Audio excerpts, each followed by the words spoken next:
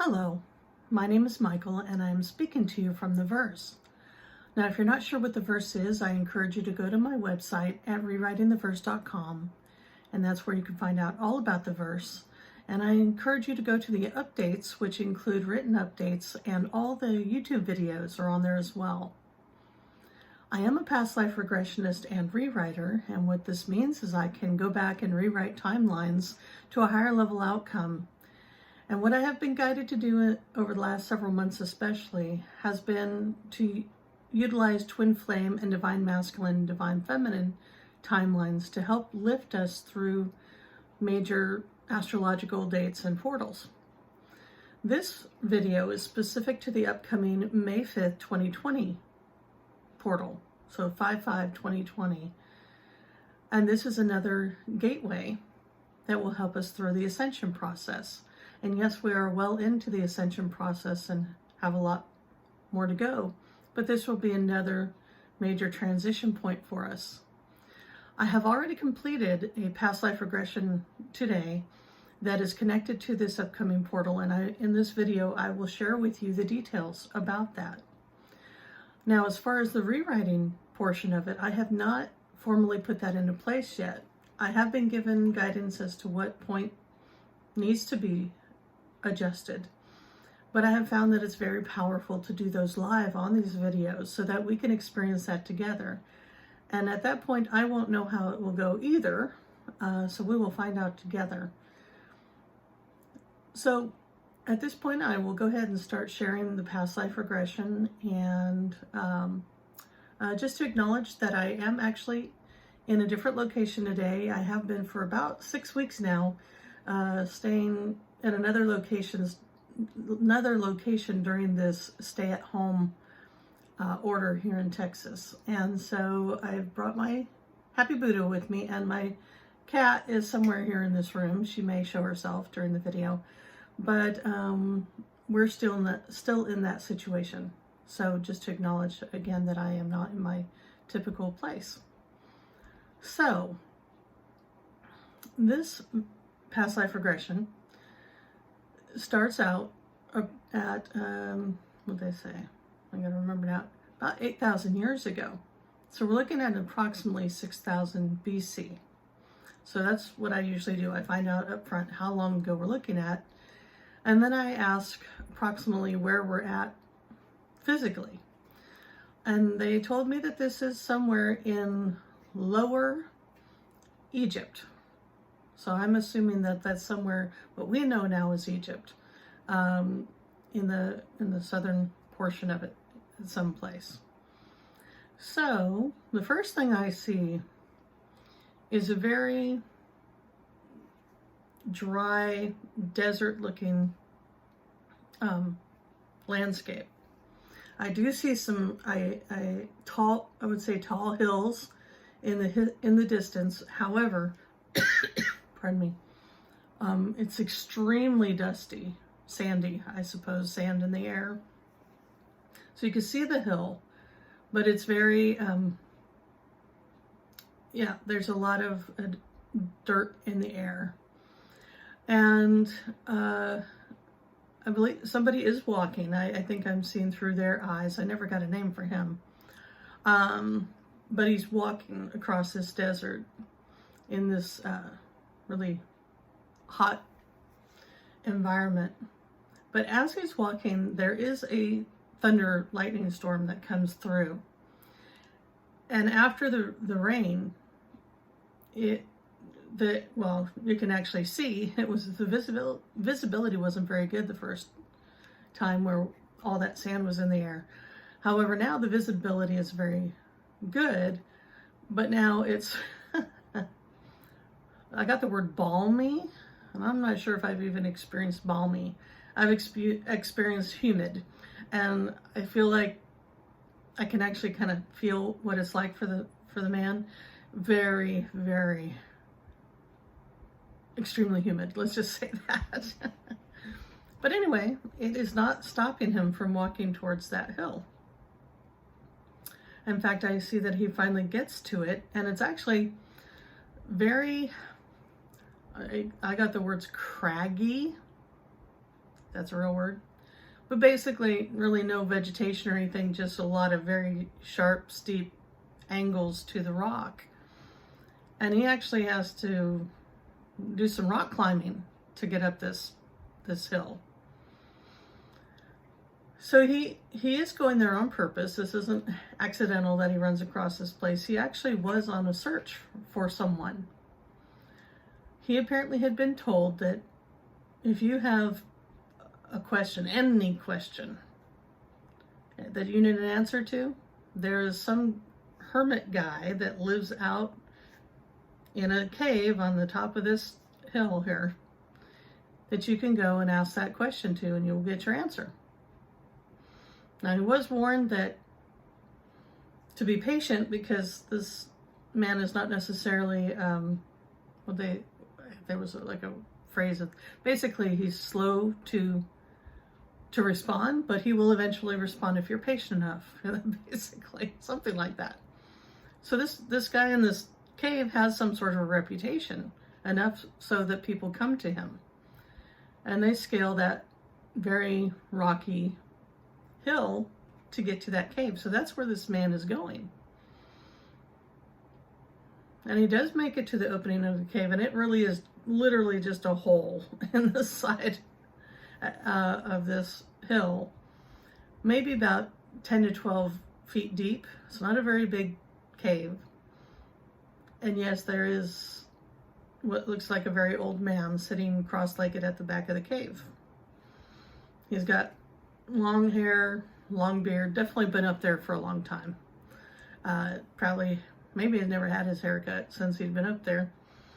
So he finds this man sitting there, and there's nothing in that cave, by the way, other than I get that there's 3 vases, and the vases are used to collect rainwater, just like that storm that went through. And that's it. No fire, nothing. And apparently, he doesn't even have to eat. He's gotten to the point where he can metabolize, I guess, without doing that. So, that's it. Just this old man and some vases of water at this point. But this is what he came for. He came to specifically ask this man one question. And it's a mixture, and it may be the word that he used doesn't translate equally to English. But it's a mixture of what is the meaning of life? What is the purpose of life? Meaning of purpose is basically what he was asking. And isn't that the age-old question that we'd all like to know, right? So this was his one and only question that he had for this man, and he asked it, and no response. But he had been warned, patience is going to be needed if you're going to eventually find out the answer, so he wasn't surprised.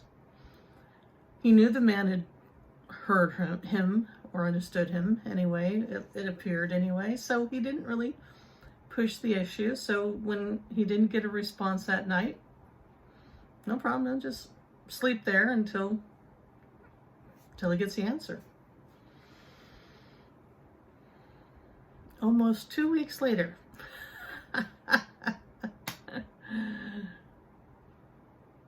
he's still there because he still hasn't got his answer. Now, granted, this man is not used to not living on food. So other than the rainwater that they had collected, he was not doing well physically, and he knew that, if he didn't eat something soon, he wasn't going to make it down that mountain or at all get out of there. So he was starting to worry that maybe this was he wasn't going to have the patience needed. So he's sitting there one day, waiting and wondering, should he go? He was really at the point of trying to figure out if he was supposed to hang on any longer, when all of a sudden, just out of nowhere, the man says something. Couldn't even really articulate what what it was he said, but it, you know, got his attention. In fact, he brought some water over because the guy's throat was probably extremely dry. I mean, he really didn't move much. He didn't get up and walk around and do things when he wasn't just sitting there. He was sitting there most of the time.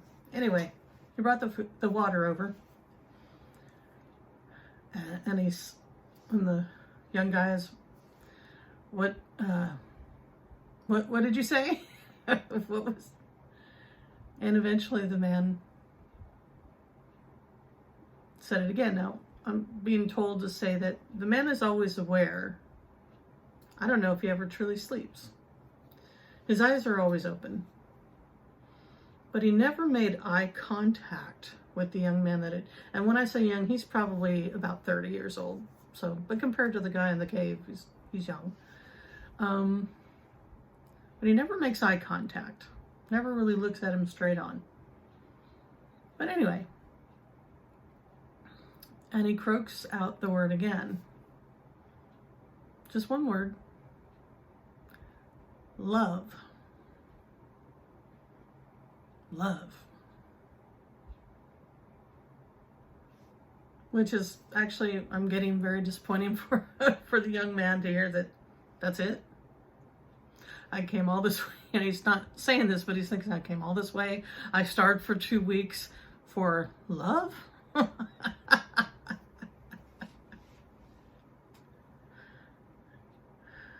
as he's pondering this, the old man continues to talk. And I see a single tear go down his cheek as he's talking. And he's now sharing his experience of love. Now, what I understand is this old man is one of our twin flames. And he's now going to go back and relay to this other man about his experience with love. And this is where it really starts to become clear and a storyline here. Because even I was a little confused, it was a little fuzzy for that first guy that I was watching. But now, once we go into this past story for the hermit man, then we're really starting to get a more fleshed storyline. So he is one of the twin flames. And now I see him and his reminiscing. And again, he's going to be telling the other man the story of how he met his love. So now I see him at approximately 25 years old. Young man. And I see him actually, he's with, I'm going to say 5 or 6 other young men about his age. And they're playing some sort of a game. And it was a very physical game, kind of like football or maybe even rugby a little bit, but some sort of a game. And what I understood was that these young men were students. So he was a student. And they were students in, it was more like a philosophy type of school. Even though they studied different religions, they did not necessarily practice the religions. It was much more about philosophy and things like that. So he was a student. In fact, I got that he was at the top tier, that if he would be a senior, someone that was about to graduate even from the program. So he had already completed years of study. And he was so good at what he did, in what he had learned and practiced, that he had already been offered to step into, I'm not sure if it would have been a full-on professor role, but something that was going to lead to that. That's how wise and knowledgeable he was. So that was already set in place before he even got to the end of that last year. And so what I saw with him playing rugby, I guess, something along those lines with these men, it was almost like their physical ed class, if you want to call it that. So they didn't always play this, but since it was like a particular slotted time every day where he and his classmates that were in that class with him, they would be out playing that right at that time. Okay, so that's what I saw.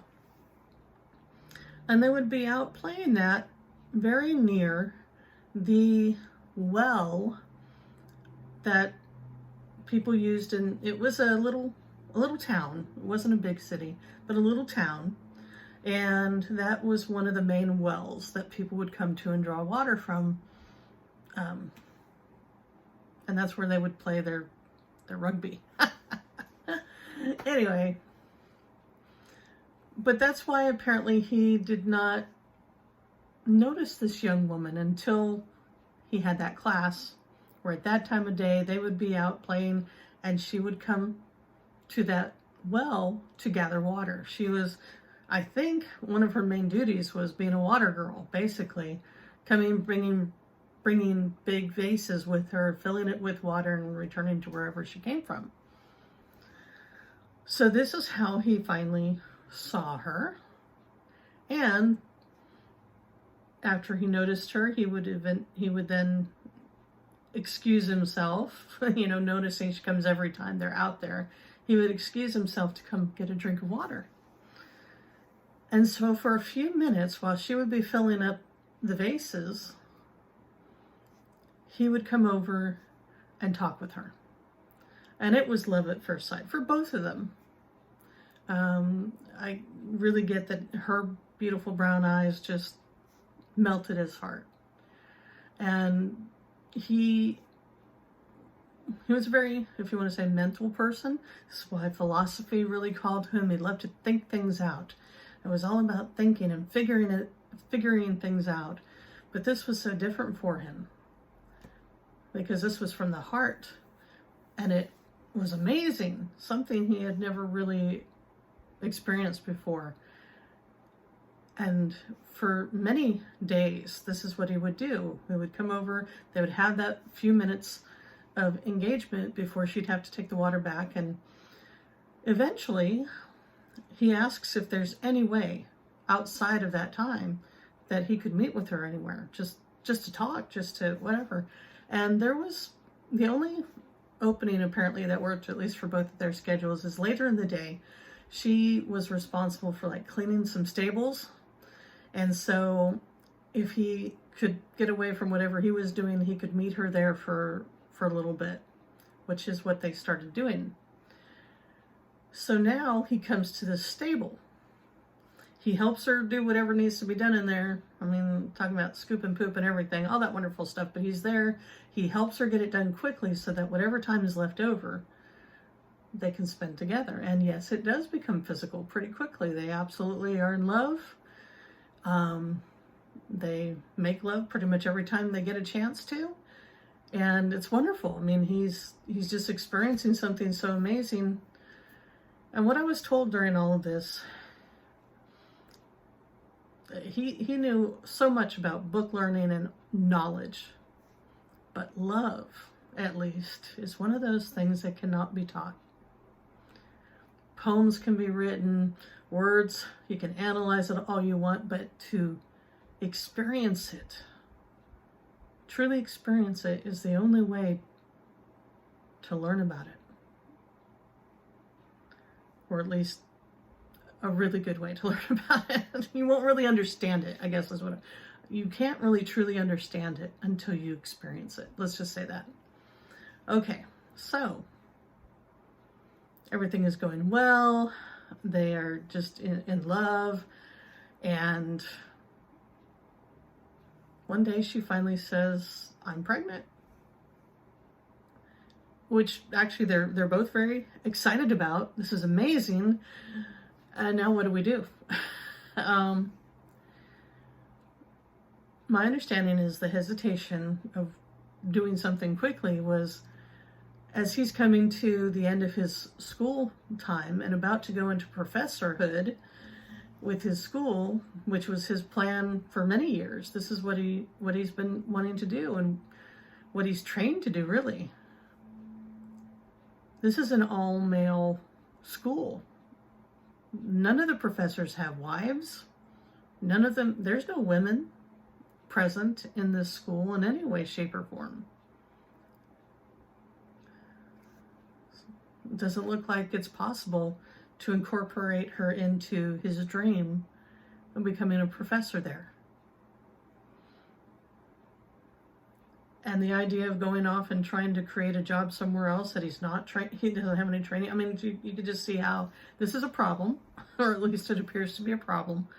How are they going to create a life where he can support them, and ultimately doesn't really want to give up either his dream of being a professor. That's all he's ever really wanted to do. So she's not showing yet or anything. They don't feel like there's a real urgency to change anything up yet, but this is now something that they're going to need to address. And I'm getting approximately maybe a week goes by from the time they figured that out, and they're still seeing each other every day. Nothing has changed there. And then one day he's out doing the rugby thing, and one of the things that they showed me is that this small town is right alongside a major traffic area for merchants, traders, travelers, very, very much a pit stop. And it's not a big city because they don't stop and do a lot of fairs or anything there. It's mainly just to kind of water the horses, get some basic supplies, and keep going wherever they're going. So it's not unusual to see, camels, donkeys, maybe some horses, just caravans of merchants coming through there. That's common. So this day, there are a bunch of it's a caravan that's surrounding this fountain, this well. And he is able to see her making her usual rounds. She comes in. But basically, the whole thing is obscured because there's all these people in front of it. So she goes into the well area, but he can't really see her. And by the time, the caravan moves on or whatever, she's not there anymore. Okay, well, she must have headed back to wherever she goes. So he didn't think much of it until that night. And he comes to the stable. And there's somebody else at the stable. I got her name is Celeste. Okay. Actually, and his name, the young student's name, is Rondeshaun. I'm going to try to call him Ron just so I don't have to hesitate every time I say it. So Rondeshaun, Ron, and Celeste are the names of our two twin flames. Okay. So anyway, she's not there. Some young guy is there. Well, where is she? I don't even think the young guy knows. He just says, I don't know. I just started today. I just started working today. I don't know. I don't know who she is, or I don't even think he could figure out where she lived, like to even go and ask, like knock on a door somewhere and ask about her. And now he's starting to panic. Did something happen to her? Did those merchants take her? I mean, he doesn't know.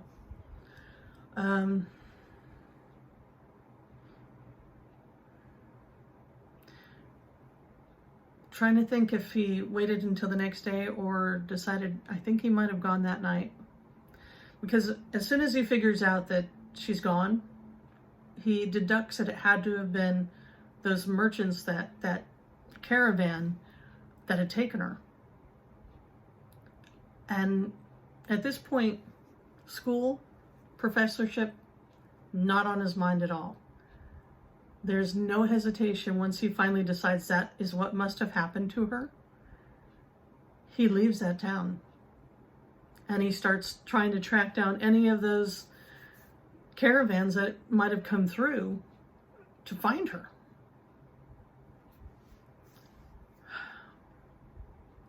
And of course, he doesn't know which one or which direction they went. So he's trying to catch up to the various caravans, trying to remember what any of them might have looked like, which he didn't really. They all look the same. They all have camels. They all have lots of different people associated. And I get that, well, he goes up to everyone that he runs across, at least seems to be related to the trade system, and does his best to describe her. Has he seen this person? Has he seen a caravan that might have had, I don't know, maybe collected women? That's a possibility. He never finds her. He never finds her, and he does not stop looking. He never goes back to that little town again. Which means he doesn't finish school and he doesn't become a professor there.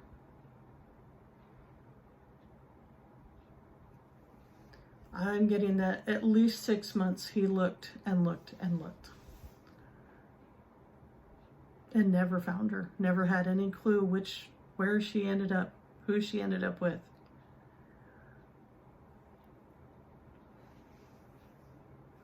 Now, I suppose he could have probably opted to go back and finish his school, and he was never the same after that, though. That for him was not an option. And thus began his hermitage. He did eventually make it up to the top of that hill. And that's where he's been.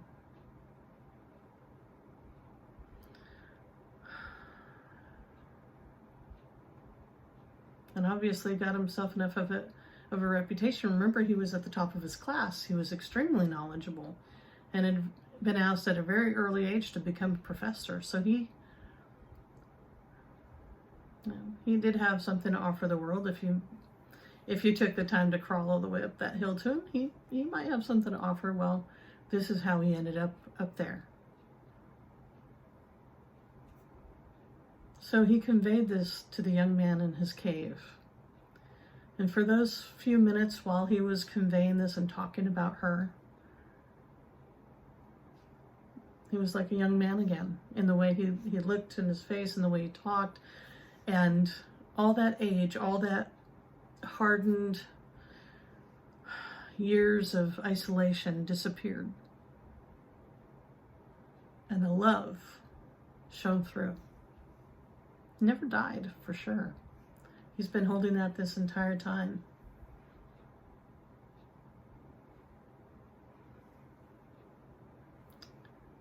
And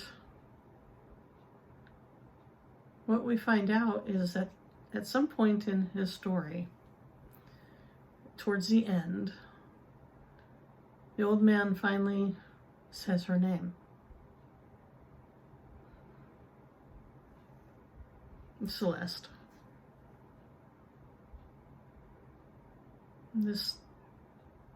Now it's not a totally uncommon name, I get. It's fairly common. But still, it has the younger man in the cave kind of, what? Yeah, her name was Celeste.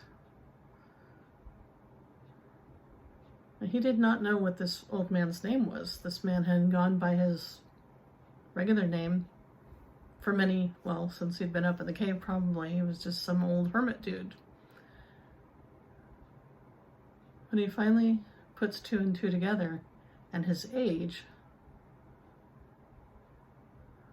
and he said that his name was sorry, very similar. Rondishon, there we go. Rondishon. He finally said that was his name. The young man says that's his name, but this is where he's already figuring, what? Now remember, the old man, even as he was describing this amazing story, did not look directly at the young man. He was just at this point so enthralled with this love and thinking about Celeste that when he heard the name, which my understanding was not so common, Rondishon, he also stopped and finally looked at the young man. Now, of course, the old man is covered with a lot of long gray hair and everything, so it may not have been so obvious that they did look similar. And they realize, yes, that is his son. That is his son. Now, it's not a complete coincidence that he ends up there. They later tell me that that the young man's mother had passed away recently, and that she is the one that encouraged him to search out this mountain man, this hermit that everybody had heard about. And it was basically on her deathbed that she had said, well, basically, he had, even as a small child, this young man had been very curious, always asking questions. And her mother would always say, you're just like your father, just like your father. Always want to know. And so, but she wasn't, apparently she knew eventually when she heard about this old man up there. Maybe she didn't know for sure. But I think, again, there's that twin flame connection that makes you think, or makes you maybe have that higher level knowing that when she finally heard about some guy up in the hills that could answer any question, she may have just known that was him. Whatever the case was, on her deathbed is when she finally encouraged her son, who was still very close to her. They were very close. He definitely had her in his life up until that point. But when she was passing away, she told him for the answer. Now, he might have thought the answer to his question about life's purpose and meaning, but I believe she understood the answer to who her father was. Whatever the case is, she is the one that set him on his journey. Now, granted, he had to do a lot of searching and asking and talking to different people to get pointed in the right direction of where this cave was. But here he was sitting with his father.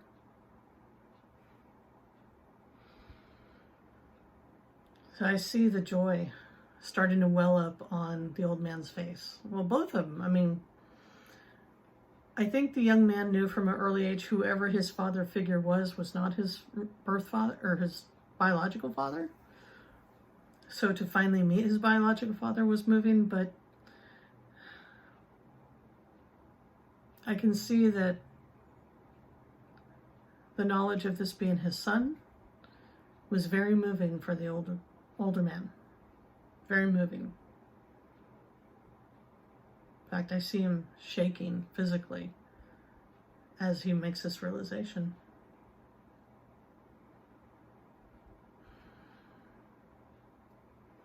So I see in this first version that they do meet, they do have time together.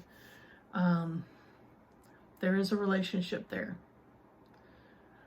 But as we all know, a relationship at that age is wonderful, but it cannot compare to the type of relationship he could have had they been in each other's lives from the beginning.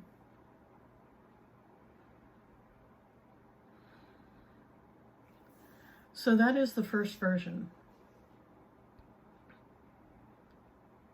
Now, when I am done looking at the highlights of a past life regression, this is when I ask the guides and any other higher level beings that are helping with the past life regression to show me where the highest level intervention can happen. And it's usually nothing significantly different as far as an action, but the outcome is usually much different.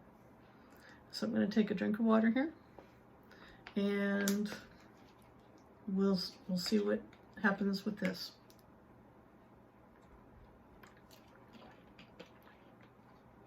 All right. Now, when I do the rewrites, like I said earlier, this is where I don't know how things are going to go and what's going to shift. So we will be experiencing this together. So what they indicated was going back to the first, when they first had Celeste and Ron are in the stable, and this is when she first reveals that she's pregnant. Now they both feel a lot of joy around this, just like the first time. They're very excited about this. This is amazing. And reality hits about their circumstances and how this doesn't look like it's going to fit in with his plans, and not just plans and what he wants to do, but he has no other training to be able to do more than probably what she does, clearing out stables and stuff. He doesn't have any other training to fall back on. So obviously he wants to be able to support his family, etc. And this is where the conversation, where we're being led to look at again, see what there is, what there is to shift here. Because the problem is, again, that he goes to an all-male school with all-male professors, and he's never seen a woman there or ever heard of any of the professors or even students having wives. I mean, it's just very much an isolated situation. And he explains to her, gosh, I'm like right there. I'm about to become a professor, all these things. And the choice that needs to be made is for him to approach whatever head professor, whoever is encouraging him to become a professor himself, and talk about this situation and see if there's any way that she can be brought into the picture, that they can be a family somehow, and he still be a student and eventual professor there. That's the conversation he did not have in the first one, assuming that there was no possibility there.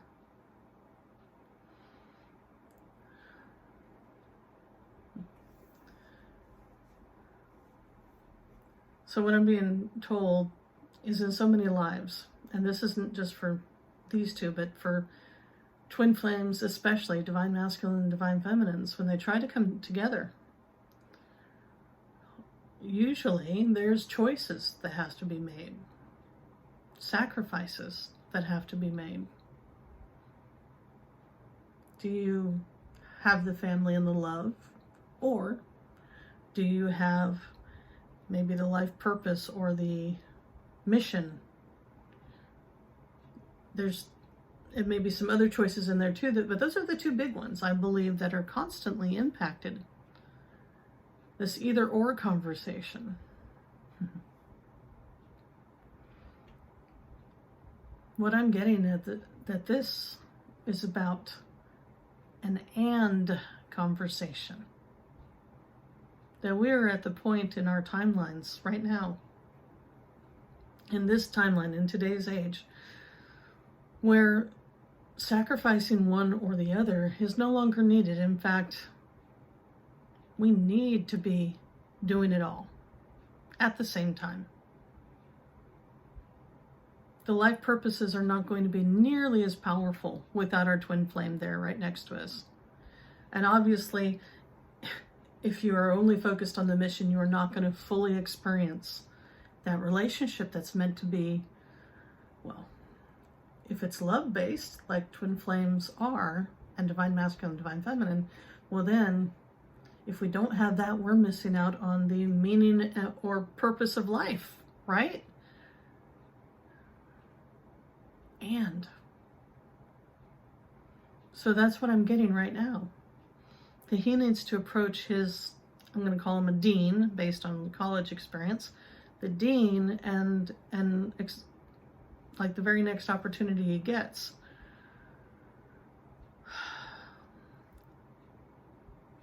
to share with him what he's requesting, which is basically to have her come either live in the same situation he's living in or have separate quarters so he can live with her, but one way or the other, have her be brought into the picture and still have his ability to finish school and then continue on into professorship. So this is where I'm really, again, I haven't really looked down how this is even going to go. So I'm going to be telling you what I see here. This is not formally written yet. It's just letting me know how it's going to go once it is formally written. So I see a very old, well, yeah, they all look old when they're maybe 50 or 60, but a very gray-haired man that he's talking to now. This must be the dean, the person that can make the choice. And he's describing this to him. I see the man, okay, remember, these are a bunch of philosophers, so they're all like, like, let me think about this, He's talking about tradition. He's talking about this is not the way it's done. Women are a distraction. Women are a distraction from our, what we do here. How can we bring women in? This flies in the face of tradition. But remember, now one of the things that they are taught in that school is how to debate. Guess who's one of the best debaters they've got? It's Ron. So he was prepared to present his side in a very,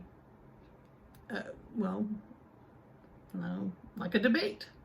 He would have his evidence and he would, consider all the different sides along with the other man. And it was a debate. It was a debate that ultimately Ron won. I think both of them had to acknowledge that his arguments were valid. And it had something to do with, I respect tradition, and this school stands for knowing all there is to know. Understanding all there is to understand, and is not love, is not the human experience just as worthy of understanding.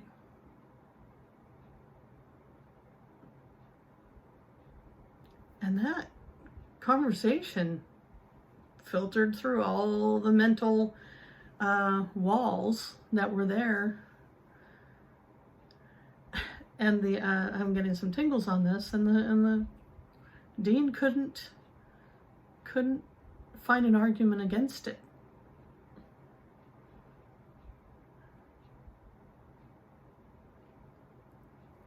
And even in philosophy, I'm getting, and I've taken one philosophy class in my whole life, but it seems to me maybe that even philosophy has a romantic side to it.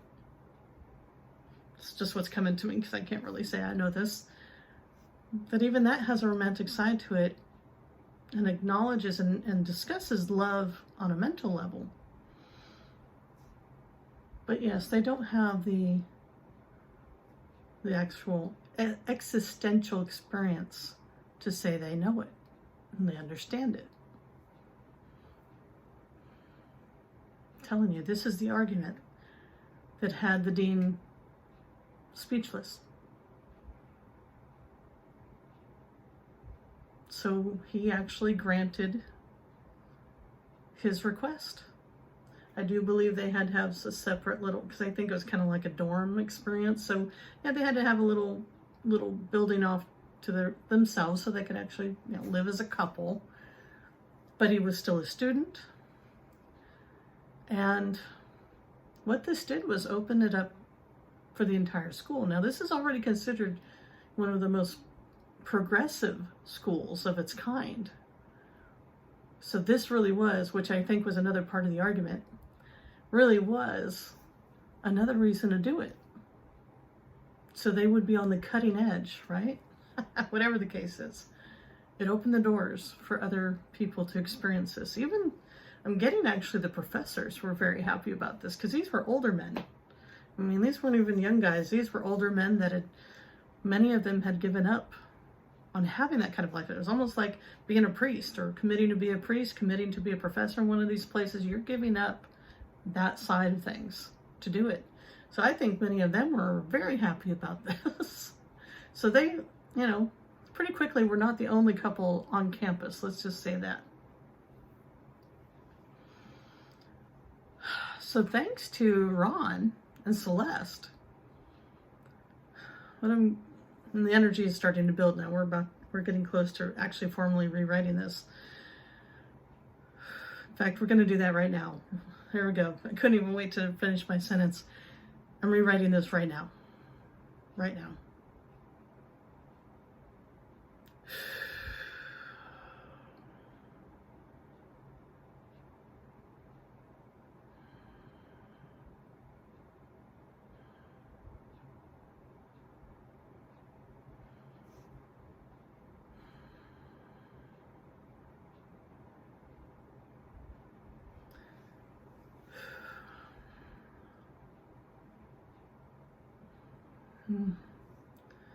I'm getting the word humanities.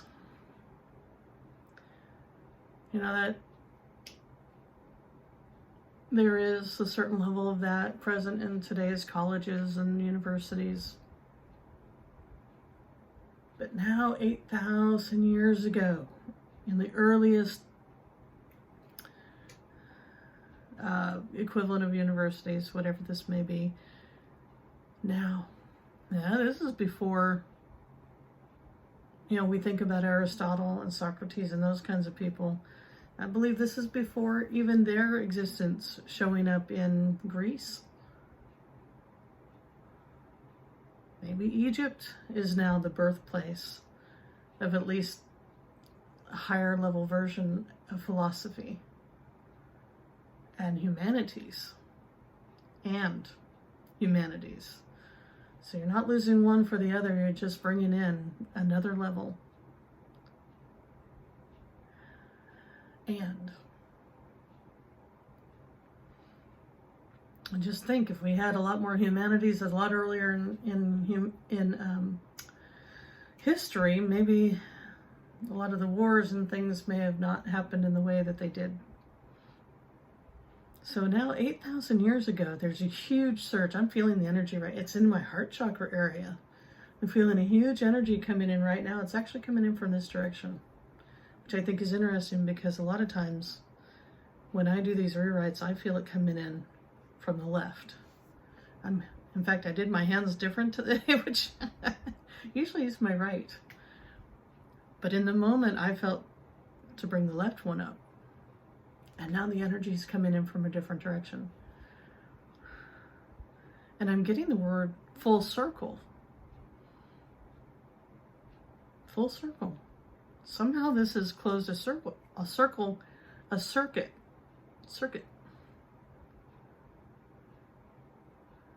Okay, that's significant. It's a time loop. Maybe we're completing a cycle on this May 5th date. Full circle. I think I just saw a little bit of a flash there too.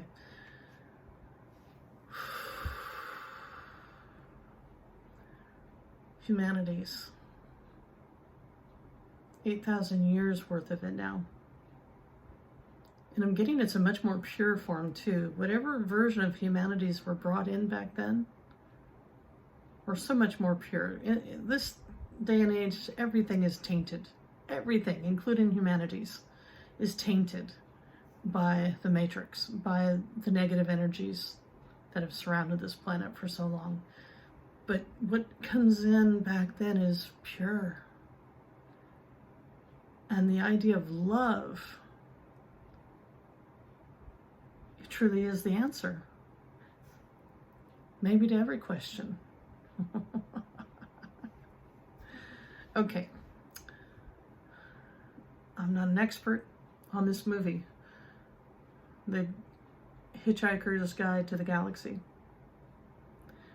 But there is that part of it that surrounds the answer to something. I can't remember. It might have been the answer to life. I can't remember exactly what the question was. Something about the question of life.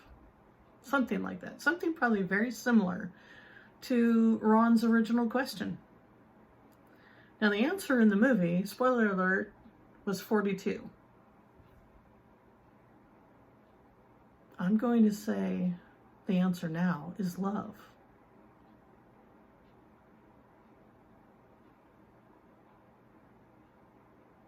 Yeah.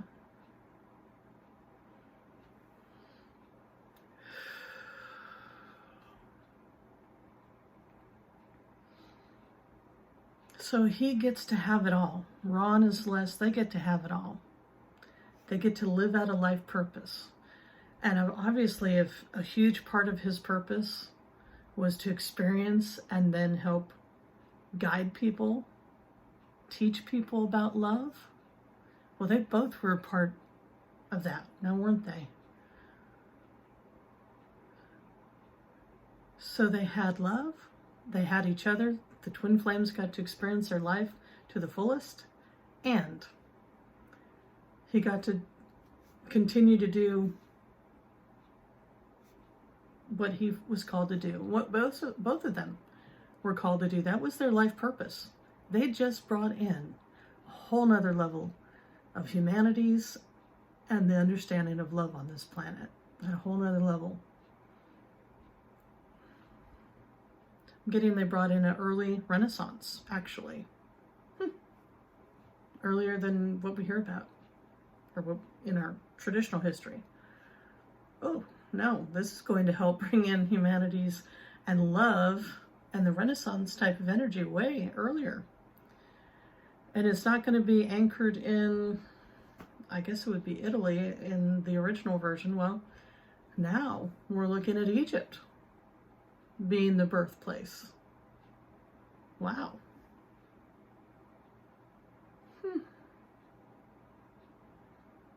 Definitely going to have a different flavor now, isn't it?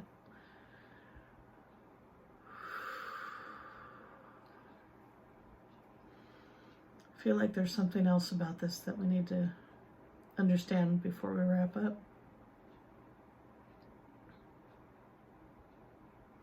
I really feel this is affecting the entire higher education system,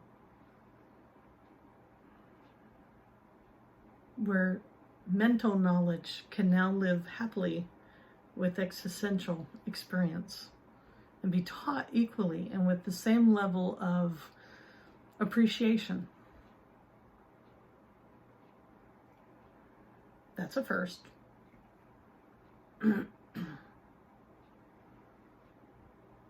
And if you are altering education at that level, why not the lower levels? Why not high schools on down? Why not teach our children about the lessons of love and appreciating one's peer? A revolution is what I'm getting.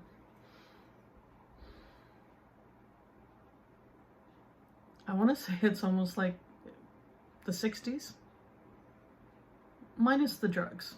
I don't think the drugs were necessary to get whatever we got from the 60s. In fact, let's just say it, the drugs probably hindered a lot. But the idea of it all wasn't bad.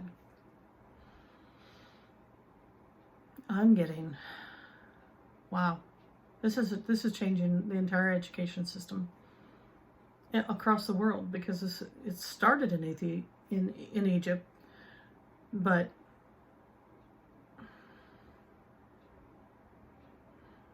yeah, it's going to spread out across the globe. Love. All aspects of it. Not just the romantic either. We're talking all aspects of love can now be fully explored by everybody. It's no longer a taboo. It's no longer, we don't study that. Yes, we do. And we appreciate it. And it's as essential as physics, as math, as English, whatever the typical, the base subjects are that every school requires. It's as essential as that, and without that, we realize now, or they realized back then, and it has been taught and absorbed into the matrix, that without love, actually nothing else matters. You want to talk about keeping the wars to a minimum? Teach love. Teach love. Respect love. Strive for love. And all else will follow.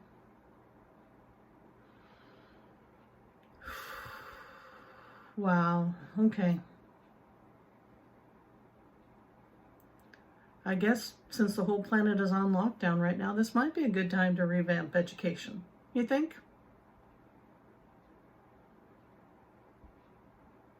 Yeah. So that's it. That's it. Love is the answer. Possibly the answer to everything, actually. And the big takeaway is this is an and life that we are in right now. No more either or.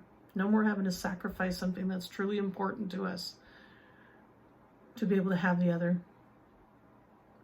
No need to cut off one leg just so you can hobble along with one. Now we can run to our destinies, run to our loves, run to our true purposes, knowing that we can have it all in this lifetime. In fact, that's the best case scenario.